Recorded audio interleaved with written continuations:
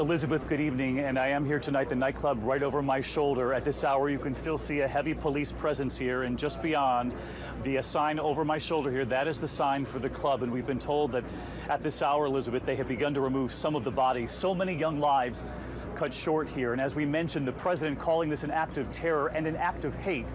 And when you hear the stories here tonight, the young man who texted his mother saying, "I'm going to die," some trapped in the bathroom, then a young survivor who now talks about playing dead for 3 hours while the gunman asked questions of people inside that club and shouted, "Stop killing ISIS."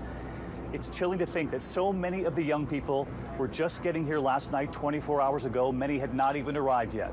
And then later, as that music was booming, the gunshots began to break through it all.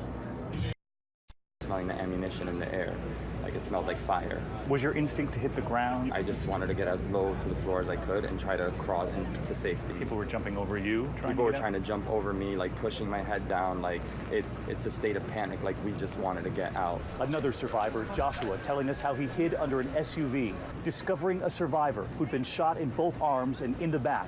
He took off his shirt and used it as a tourniquet. I took my shirt off, I tied it as tight as I could over the first wound. Second one, I took his shirt, tied it over that one. Thought he was okay. I kind of like held him over, like his arm over my shoulder and vice versa. No ambulances left. Police told him to get in the back of the cruiser and to give the man a bear hug. Joshua McGill, because you spent some time over at the hospital yourself today. I want to let everyone know at home that Joshua, you're 26, you were inside that nightclub. Yes. You got out and you were telling me that you crawled underneath an SUV. Correct. For safety. I was actually trying to run for it and heard some more gunshots and kind of just dodged and ducked and kind of hid behind an SUV, crawled a little underneath it to kind of hide myself. When I heard the gunshots further away, I then crept out to run for it again, and that's when I noticed the victim. Someone who needed help. Someone needed help. And I know there were ambulances had all gone to the hospital. There were none left. None. And so the police told you to get in the back of a cruiser? Yes.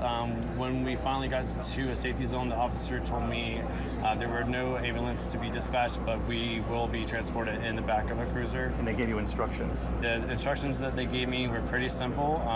One was, I'm going to lay down on my back in the back of the seat. He's going to lay on top of me. I'm going to apply as much pressure to the wound on his back and hold him on the way to the ER. I did that. And while I began talking to him, the officers were saying, keep talking to him, keep him conscious. You know, mainly I was praying that I wouldn't break my promise. That he was going to be okay? Yeah, that he was going to be okay. And I told him, you know, I just said basically a prayer, you know, you're fine, you're going to be okay. We're on the way to ER, and I mean, I'm pretty sure he mumbled amen. I learned earlier today when I went to the hospital, because I am still concerned, that he was stable. And all right, Joshua, we're glad you're okay. Yeah, thank you very much. Thank you. Have a good night. 26-year-old Joshua McGill, who helped save one of the people inside that club, Elizabeth. Elizabeth, thank you. And I want to touch on something Brian reported on there with our senior justice correspondent, Pierre Thomas, tonight, because so many Americans who have watched this unfold today are asking, how can someone be interviewed by the FBI 3 times and then in just recent days go in to buy guns with a federal background check, and yet there were no red flags that set off an FBI database somewhere, even though he'd been interviewed 3 times? How does this happen? David, in most cases, you can be on the terrorism watch list and still legally buy a gun. In fact, the president in a recent town hall expressed great frustration that known ISIS sympathizers could still buy guns. In the meantime, to another number you have reported on so often, you have said in your team that there are about 800 cases in this country as we stand here tonight of potential ISIS sympathizers, and yet law enforcement has to find a way to track all 800 of them. Is that even possible? David, the FBI is under tremendous pressure. Investigations in all 50 states, as you said, hundreds of people to look at. The key, who is just interested in ISIS and who will actually kill? That's the dilemma that they face, and right now, there's a smaller group of people that they have under 24-hour surveillance that can require dozens of agents. Under pressure, but now facing questions about how someone can be interviewed, boast of sympathizing for ISIS at work, and still be able to buy guns a couple of days ago. Indeed. Pierre Thomas with us tonight. Thanks so much. Elizabeth, back to you in New York. There was a swift response from President Obama today. As we mentioned earlier in the hour, this was the 15th time he addressed the American people after a mass shooting on U.S. soil. But there were also responses from two other people, the presumed nominees for each party, Donald Trump and Hillary Clinton, giving the American people a glimpse at how each of them would handle this if they were elected president. Here's ABC's chief White House correspondent, Jonathan Karl, tonight. John Karl, our thanks to you, and we want everyone at home tonight to know that you have a voice in this too. We want you to tweet us and weigh in on the conversation. Use the hashtag ABC2020. And as you heard John report there have been too many times to count that the president has addressed this country after a mass shooting here in Orlando, but of course Newtown early on in his presidency, San Bernardino not long ago. And tonight, 2020's Deborah Roberts with the families who are still waiting for action.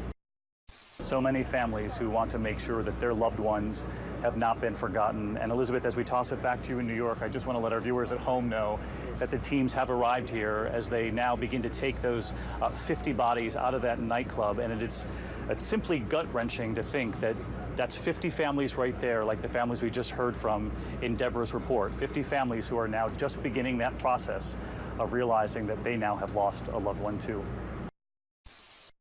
We have been talking about this so-called lone wolf who went into this nightclub overnight and inflicted his horror on so many people, Omar Mateen. We know that he was a U.S. citizen. He was born in New York. His parents were from Afghanistan. And tonight, his father has just given his first on-camera interview to ABC's Lindsay Janis. Omar Mateen's father, who says he saw his son just yesterday afternoon, and if he could ask him one thing, it would be why. Elizabeth and I will be back with some closing thoughts right after this.